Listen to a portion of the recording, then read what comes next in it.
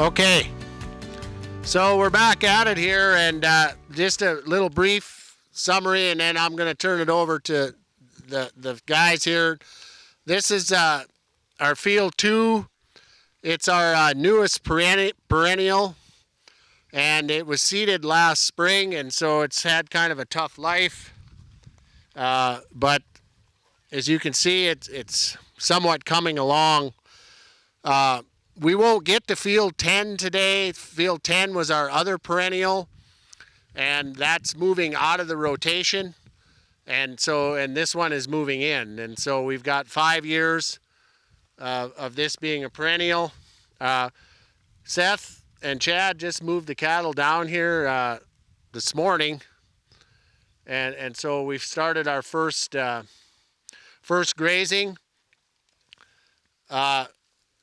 Perennials for us here at the Minokan Farm, we were in field 1. When we do our long-term soil monitoring, nothing can fix the soil like a perennial for us. And so they're very, very beneficial for us, and we have them in the rotation, and we're glad about that. But you can see this has got some struggles, but I put down what we seeded and when we seeded it. So with that, I think I'll turn it over to the group. You guys want to come? All right. So I guess this is more my what I look at home too. Most of my crops that I put in are going to go into perennials.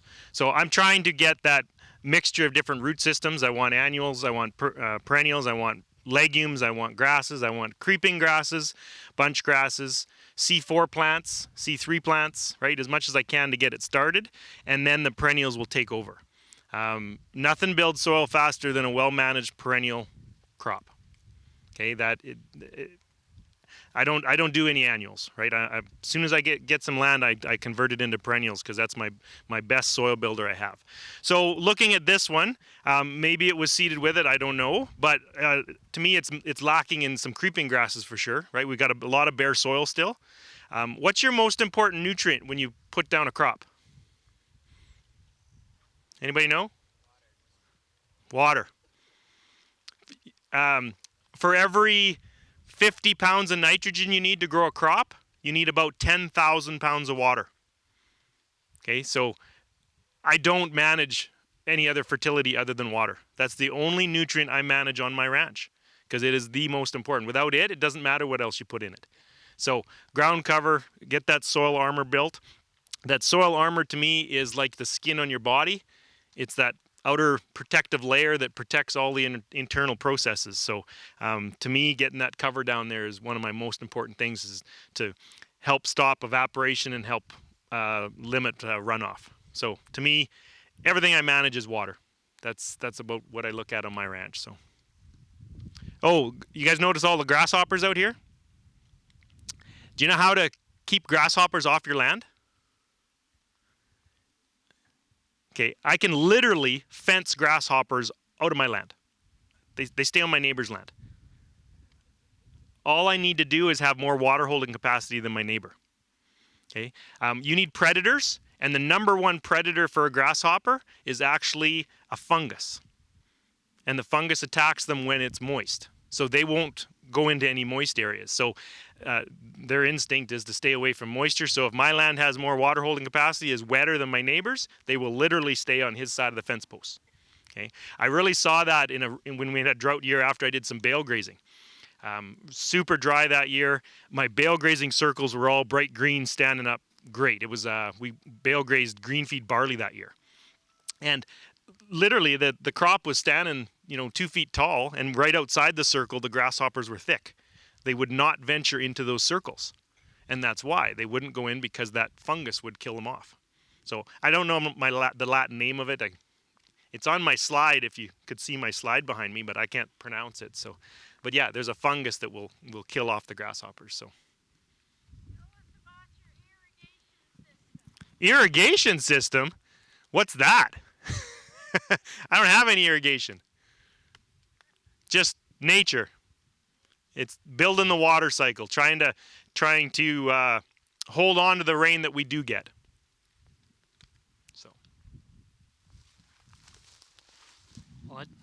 I'd like to agree with you on that one. As long as you can keep the water, and for every 1% of carbon in the soil, I believe that holds 1 inch of rain. Correct?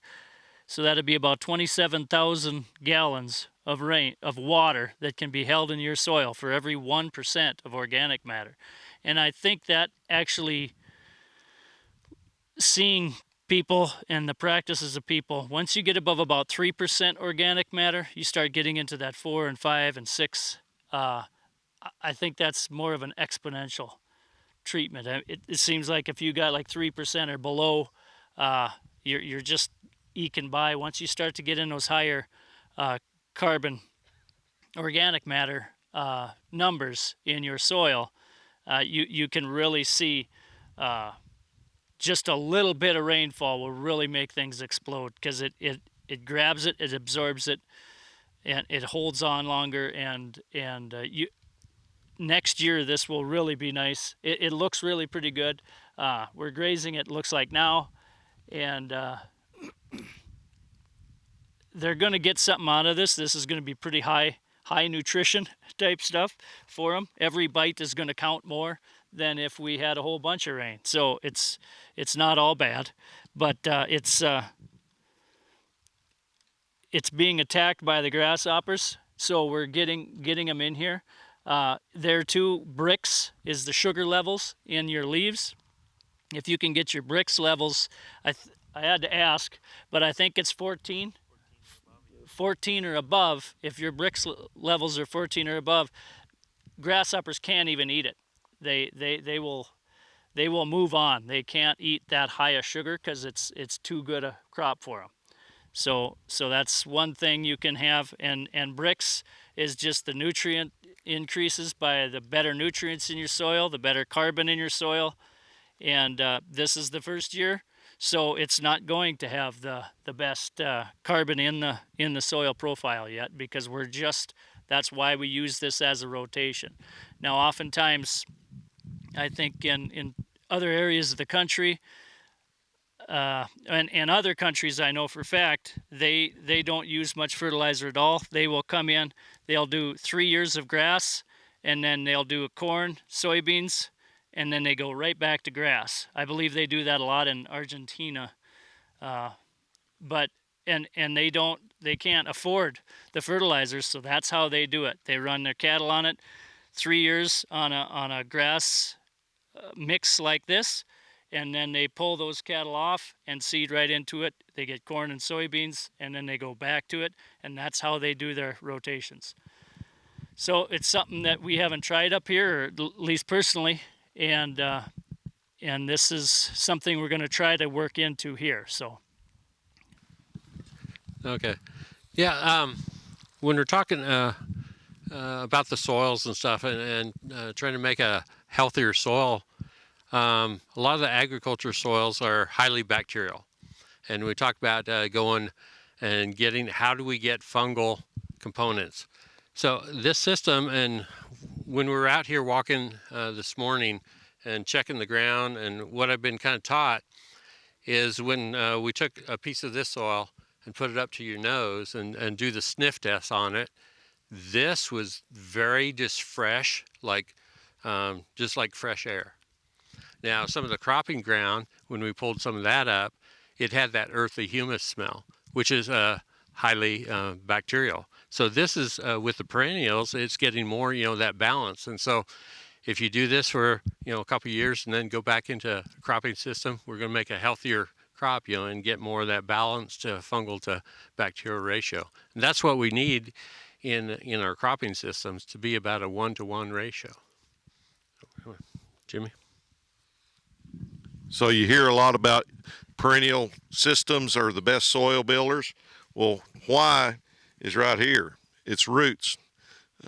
Roots are the best builders we have, and this system is actually the best system that Mother Nature provides for us. So it's a great rotational opportunity. In a drought, here you still got it very, very protected for wind, shade. Winter comes, you're still going to have something to catch the snow here. So it's lots of multiple opportunities building the soil. And I think this is something that we all need to look at and that we should try in the rotation because it provides so much opportunity, because this is Mother Nature's way of building it. She's been doing it a lot longer than we have and has a lot more experience at it than we do. But it's all about roots. And this particular system, as you can tell, is surviving pretty well in a very, very tough environment. And that's why, because it has the community to work with. And so I think that just provides lots of opportunities. And once again, opportunities you create to create your own luck in here. And so I think it's very important in the rotation that we start looking at these perennial systems. And yes, different time frames. I think y'all talked a little bit about a 5-year plan in this particular field. There are producers that do a 3-year plan. Once again, it's difference in where you're at. It's kind of like organic matter. Where I come from, we originally was about 3%. Where up here you had a higher content. So when we do get to 3% at home, if I can ever get there, yes, it's a totally different world. So we all deal in different environments across the country, and we got to treat the systems the same but differently, because they weren't created equal either. We can grow 365 from my house south.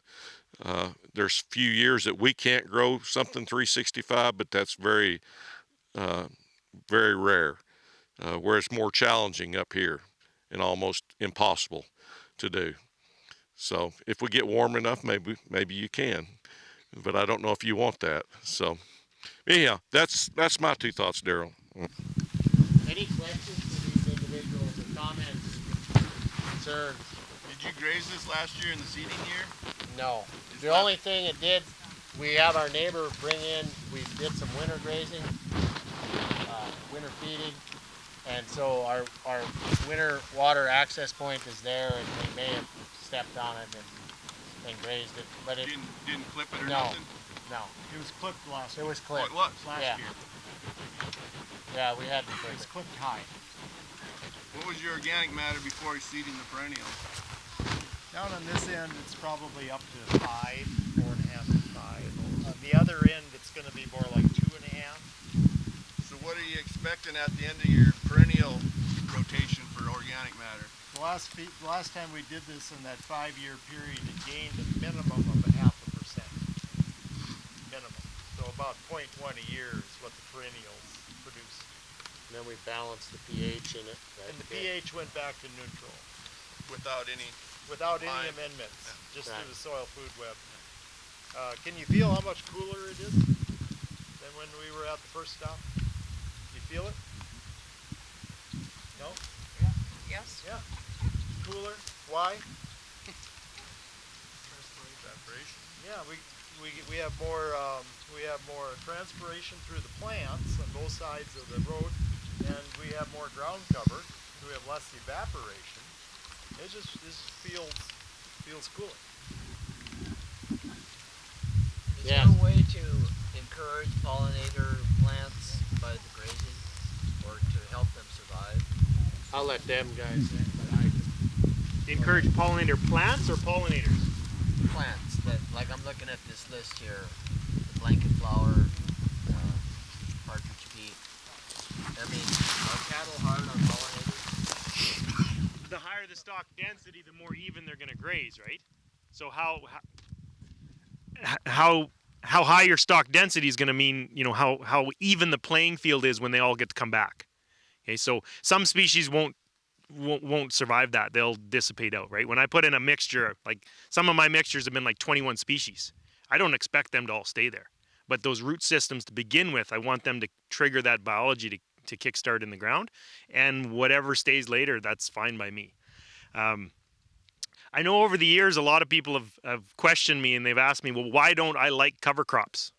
Right? Because I've criticized cover crops sometimes. And let me set the record straight. I do like cover crops, but I believe in a grazing or a perennial situation, they're a step backwards, right? The perennial is your best soil builder.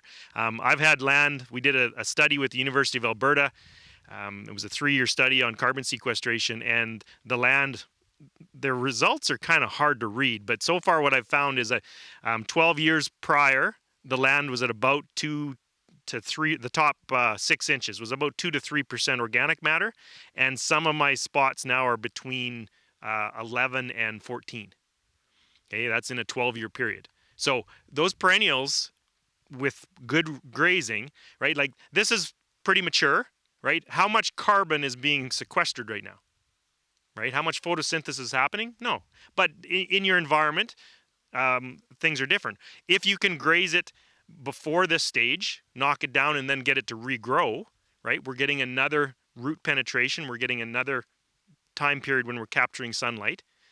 We're adding more carbon. So the more, my goal is to keep the plants in photosynthesis, because that's when we're collecting carbon. You want to put carbon in the soil, you've got to be collecting it from the air. So I don't know, can't remember what the question was, but One thing I I would rambled. add, this is grazed late again, of course. The goal was to seed some of this, and so that's why it's so far down the road, and so that's kind of what we were after.